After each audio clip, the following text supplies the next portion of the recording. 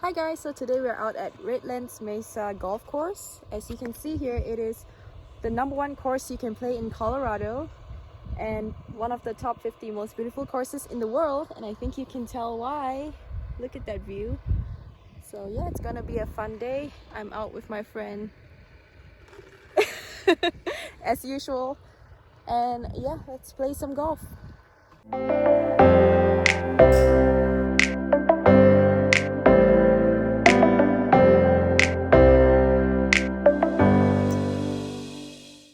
Welcome to the beautiful Redlands Mesa Golf Club here in Colorado. So this was a little gem that we kind of just found through the internet. I really actually wanted to go to a golf course in Utah that I played at during my college years.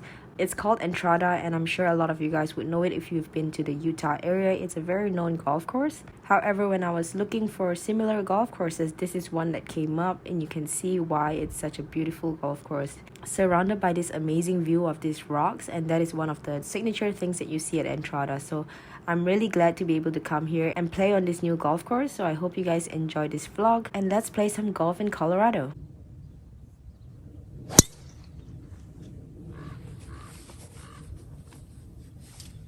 I know the biggest question on everyone's mind when I mention golf in Colorado is the question, do you hit it further in Colorado?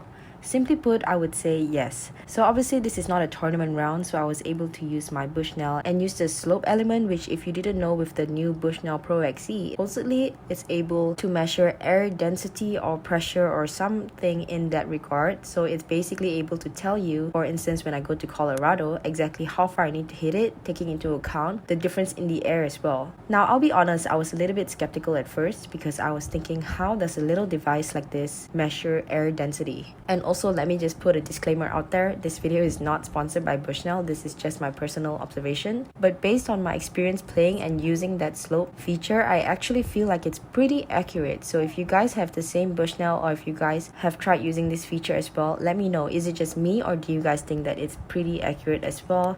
And also, if you guys know how it works, let me know, because I'm very curious as to how this entire technology works, because it just looks like a regular rangefinder but somehow is able to measure air density. Yeah, very interesting. I love the way technology is going, and I guess that's just one of the benefits of living in the 21st century. So after an unfortunate miss of birdie on the first hole there, let's move back to the golf. So the second hole here is a par 4 dogleg left. A lot of the distances that I'm going to be talking about with you guys is the distances that are already adjusted based on what I just told you, so with the air density and stuff like that. So based on what I calculated to the cart out there, I could have technically took a more aggressive line and gone towards that cart, where it was around like 250, but with the adjusted slope it was around 230. But to my eye, it still looked really far and really uncomfortable, so I still decided to go towards the wider part of this fairway for this tee shot, especially because it was the second tee shot of the day. Just trying to get it in play for now and trying to see what I can do from there.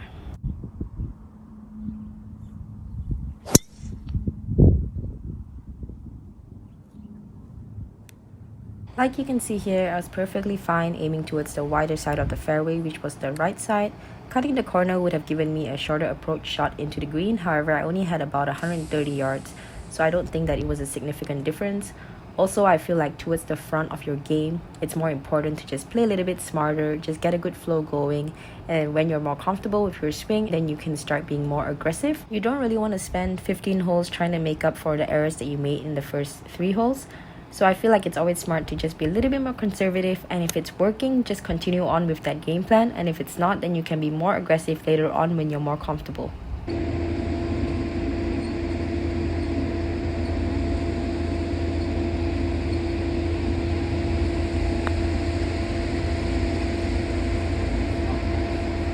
The views here are just insane. Little bonus birdie on the second there, draining a long putt after missing a short one on the first hole. So let's move on to hole 3, which is a par 3. So hole 3 was playing 168 yards. After adjusting it to the elements, it was playing about 156. The pin location today was essentially right behind a bunker, so you definitely wanted to carry it the entire way there. So I was hitting something that was going to carry about 155 because I was planning on going straight at the pin, so I knew that if anything, I just did not want to leave it short.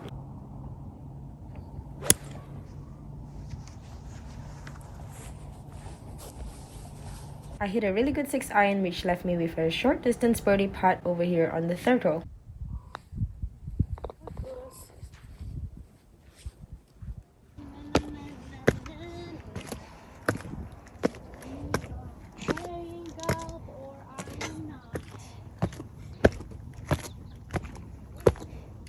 We're going on a trip in our favorite rocket ship.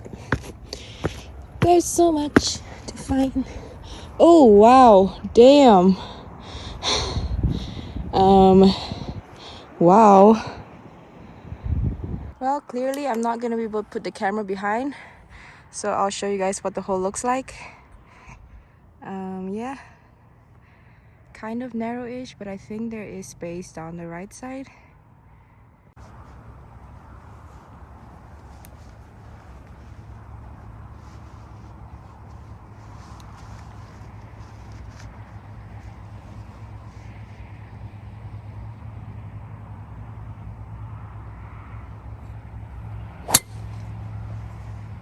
Did you hit the ground? It sounds weird.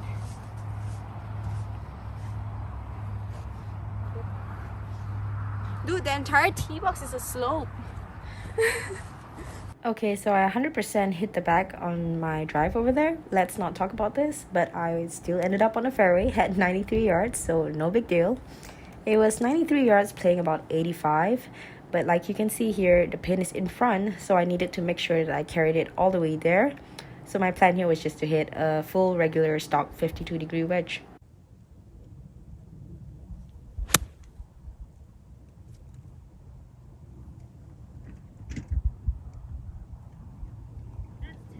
Hit a good 52-degree wedge there, left myself with about a 9-10 footer for birdie over here, just past the pin. Like I said, the pin was in front, so you obviously know there's going to be a lot more room behind the pin than short. So I kind of knew I was going to be a little bit over. So this was the putt that I had for birdie.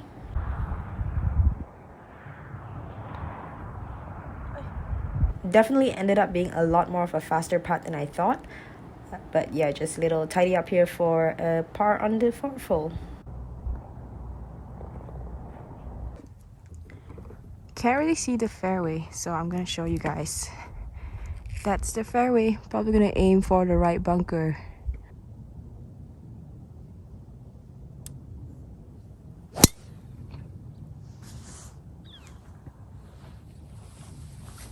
Hit a good drive to the fairway, but this is not a par 5 that I could reach on into.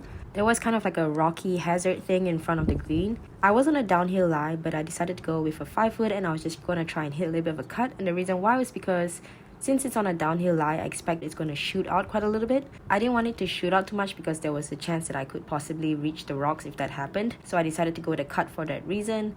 And also because this green looked a little bit tricky, so I did want to get it as close as possible to the hazard so that I have a shorter club into the green. So while waiting for the group in front to clear the green, I saw them putt up and down multiple times and the ball kept rolling back. So from what I could see, I assumed that the pin was just above a slope. For that reason, I assumed that I had to hit it past the pin because it looked like anything short was just going to come all the way back.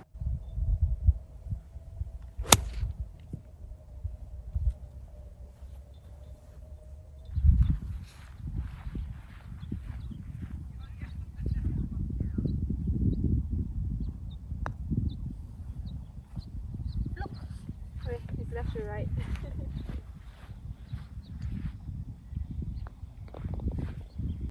Realistically, during a tournament, this is probably not a driver hole, but because I want to hit it as far as I can and as close to the green as possible, I'm gonna hit a driver.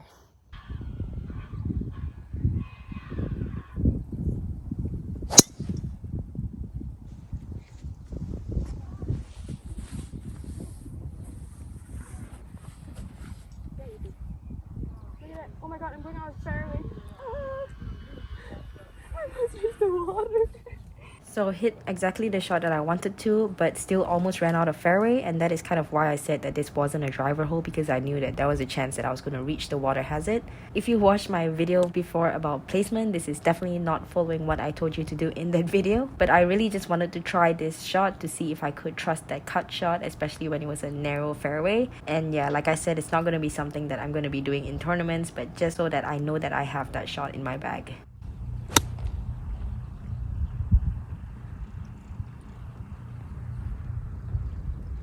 So even though that might not have been the smartest shot, it did put me in a good position to give myself a good putt for birdie. And sometimes you just gotta see if the reward is gonna outweigh the risk.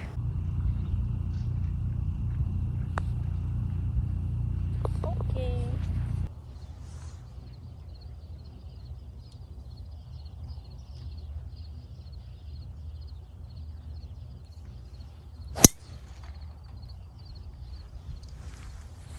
Hole 7 is entirely uphill, and actually a lot more uphill than it looks like from the eye. So for my second shot, I had a 186-yard shot.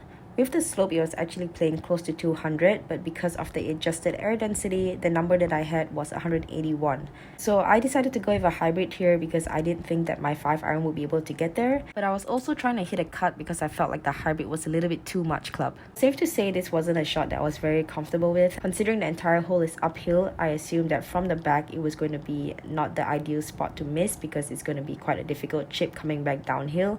However, when I see this hole over again and after playing it, I definitely felt like hitting a full hybrid and just not trying to play around with the shot too much would have been the better shot here because there really wasn't anything past the pin. After kind of double crossing my hybrid, I ended up missing it left, and there's also a pretty severe slope on the left side of the green, so my ball was pretty much all the way down the slope. So I had about a 25-yard chip here using my 58-degree wedge and just trying to get it as close as possible.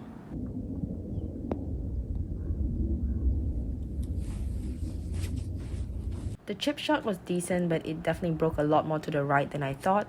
Probably because, like I said, the entire hole is uphill, so it was much more severely downhill towards the front of the green than I thought. So I had about this 5-footer left for par. Hit a good putt, but unfortunately just did not want to go in. No more win. Hole 8 was a par 3, 158 yards playing 142.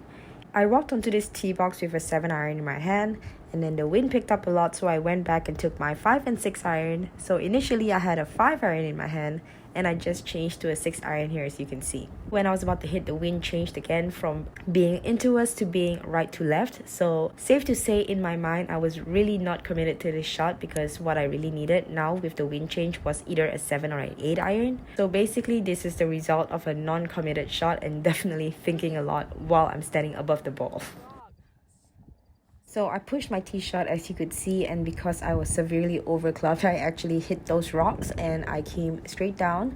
Fortunately for me, I had just enough space for me to chip without any interference from the rocks. I didn't have the best of lies because since it hit the rocks, it kind of got embedded in the rough. So I was really just trying to hit the ball with good contact here and let it roll out and take that slope.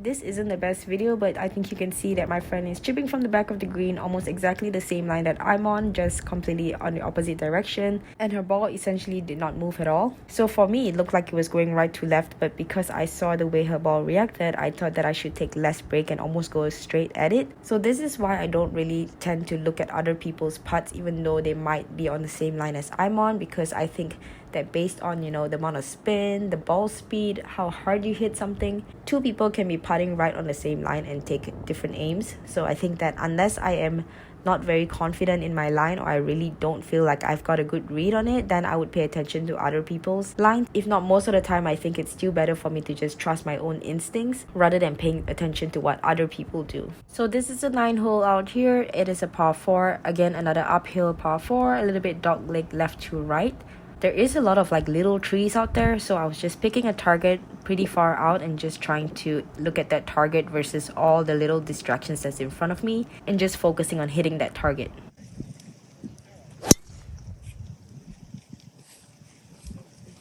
After hitting a good tee shot, I had 130 yards left to the pin. After adjusting the distance for the slope and the air density, the total distance to the pin ended up becoming about 125. I should have been hitting a 9 iron. However, because I was looking at how severely uphill the hole is and it just looked like a really far second shot, and I definitely did not trust that my 9 iron could reach there.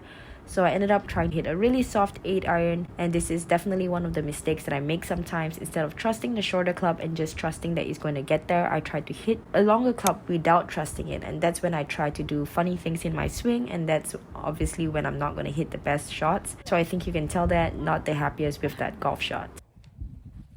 Should not be in this position having 130 yards left to the green, but you know what, sometimes shit happens, and all you can do is try your best to hit the best shot that you can from wherever you are. So after a good bunker shot there, we have this to save the par, and even though it wasn't ideal, it was still a par.